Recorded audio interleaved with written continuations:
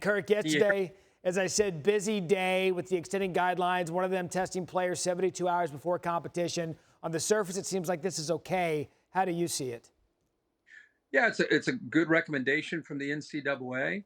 I think everything's up to the local, the local states and cities and different testing authorities that you have around this country. What might happen at Clemson versus Oklahoma versus UCLA would be very different. But I think that the thing that's important to understand is 72 hours. The reason it's 72 hours is because in the NFL or the NBA, you can do testing and you can get control over it, and you have an understanding of how quickly those tests can get turned around.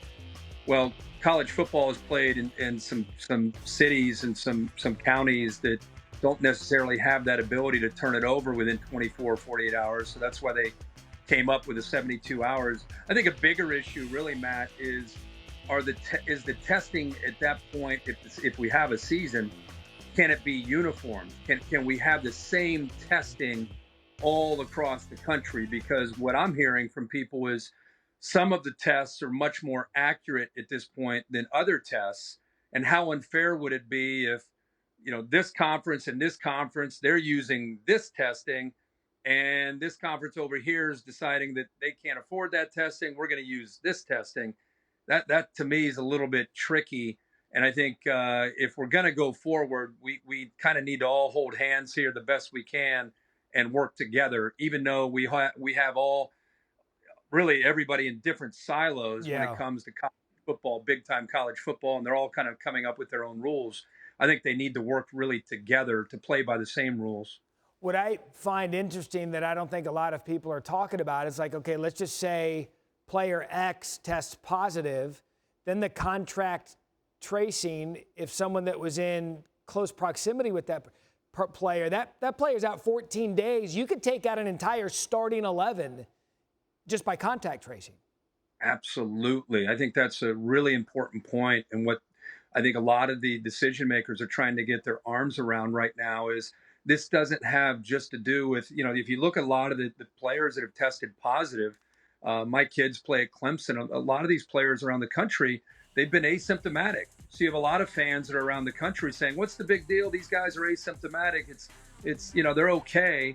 But I think if you really look at it, you think, okay, not only are the players that are testing positive going to be held out, but somehow you have to follow the protocol to decide who has been in contact with them. And if you've been deemed that you've been in contact, you're a direct contact, you're out. No questions asked. 14 days, you're out. So if an offensive lineman tests positive, you're going to have to all of a sudden deal with, how do you decide whether or not this guy's in, this guy's out, that type of thing.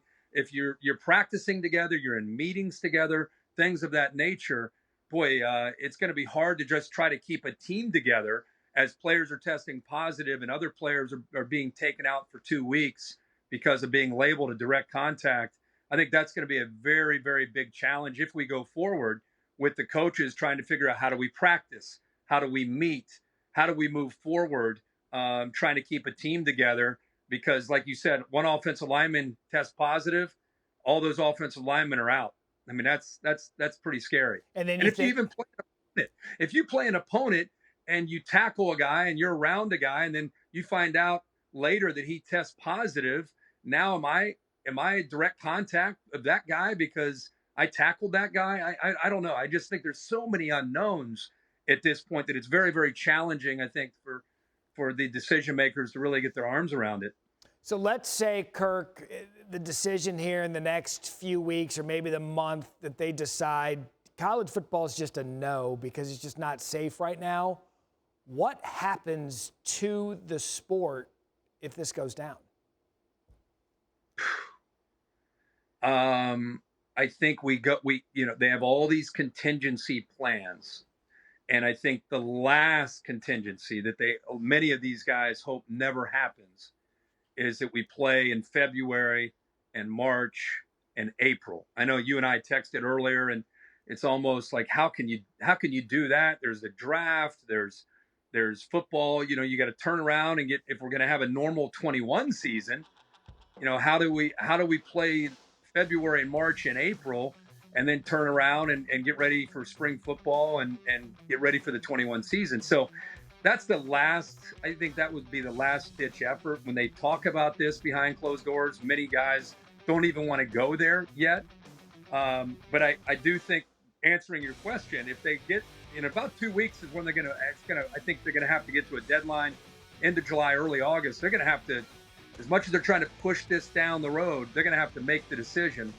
And if they, going to your question, if they say, hey guys, it's just too dangerous, too many risks, we can't play college football. I would be surprised if they cancel it.